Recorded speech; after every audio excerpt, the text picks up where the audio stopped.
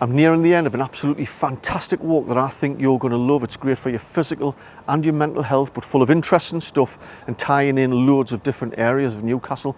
So I'm starting and finishing at Central Station. It's just over 7 miles and you don't want to miss this video or this walk. It's coming up. We're back again. Hello, my name's Eddie. Welcome to my channel Tyneside Life, where I cover football, history and culture of Newcastle and the general Tyneside area. I'm really excited about the next few weeks because I'm introducing some guided walks that I think you'll be really interested in. And today I've been trialing a particular walk, one of the longer ones that I think you're going to absolutely love. So I'll be putting something out on my website with dates, etc., and how to get involved over the next few days once I've figured out how to do it on my website. So without any further ado, let's check this walk out. But I'm starting here at the Central Station. I've got my dogs Lily and Setu with us at Central Station. I'm going to be heading up Pink Lane in a moment, but you can see behind me the Victoria Comet. If you've seen the movie Get Carter with Michael Caine, that's the pub he went into when he first arrived in Newcastle on the train at Central Station. Anyway, let's head off on the walk.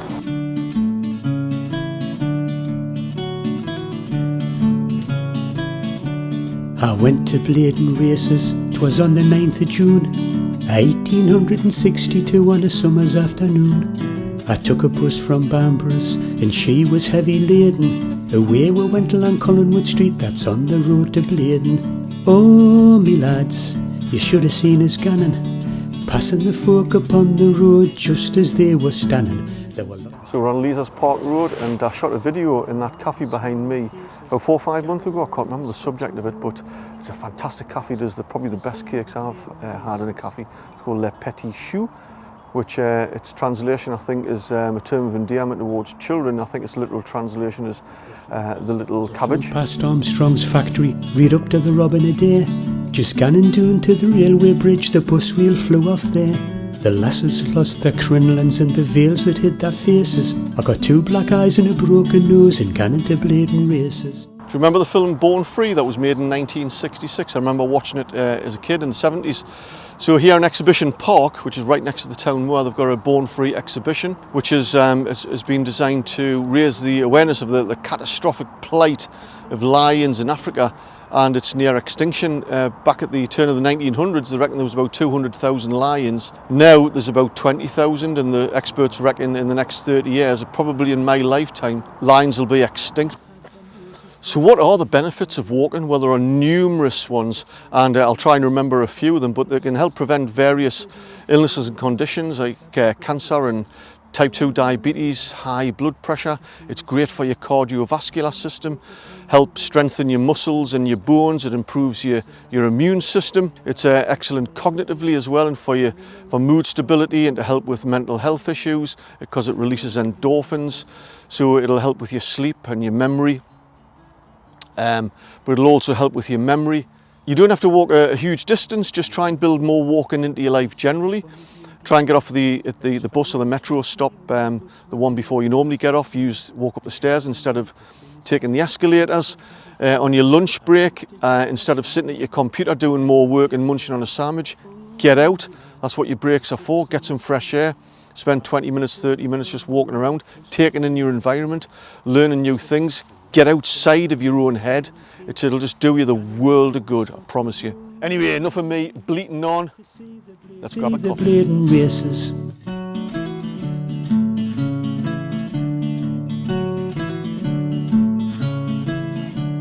We flew across the chain bridge, reading to Blaydon tune. The bellman he was calling there, they called him Jackie Broon. I saw him talking to some chaps, and then he was persuading to go in. So just got myself a flat white from that van there. It's the North Shore Coffee Company on Moorfield Road, which is roughly in between South Gosforth and Jasmine.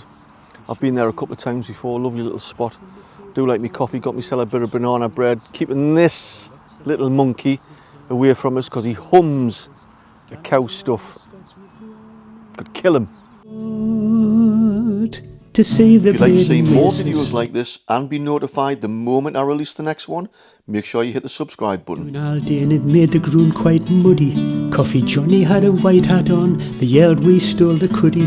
There were space stalls and monkey shows and I'd wife selling. So I've tramped across the massive town moor, dodging the cows. Well, I did. Setu didn't. and about a 10-12 minute walk from the edge of the town moor, I'm now in Jasmine Dean.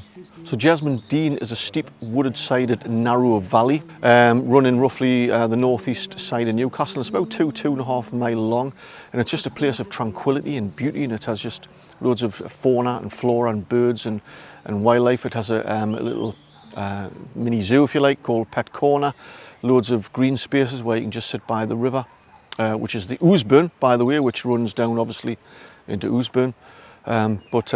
It was developed, I think, in the 1800s, mainly by Lord William Armstrong, who carved out some of the bottom of the Dean through dynamite to create various waterfalls, etc., and just bridges and just places of beauty where you can just chill out and have a look around. So right next to Pet's Corner, there's a cafe at Millfield House, just behind us there. So just had a sausage sandwich and a latte, and of course, a couple of links of sausages for the dogs. Ideal place for a little pit stop and a toilet break. Passing the folk upon the road just as they were standing, there were lots of lads and lasses there, all with smiling faces, ganning along the Scotswood Road to see the Blaydon Races.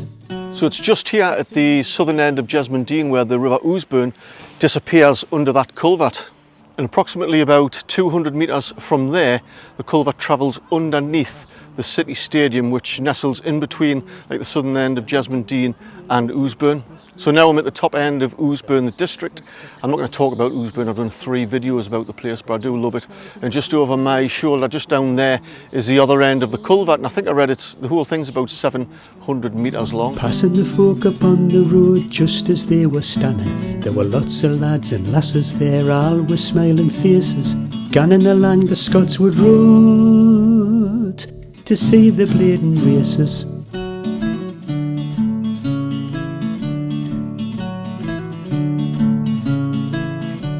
Now when we got the wheel put on, away we went again. But them that had their noses broke, they came back our yam. Some went to the dispensary and some to Dr. Gibbs's and some to... Now I can't come into Ousburn and not have a pint of landlord from the Tyne Bar. Love it. Lads, you should have seen us ganning, passing the folk upon the road just as they were standing. There were lots of lads and lasses there, all with smiling faces, ganning along the Scotswood Road to see the Blaydon Races.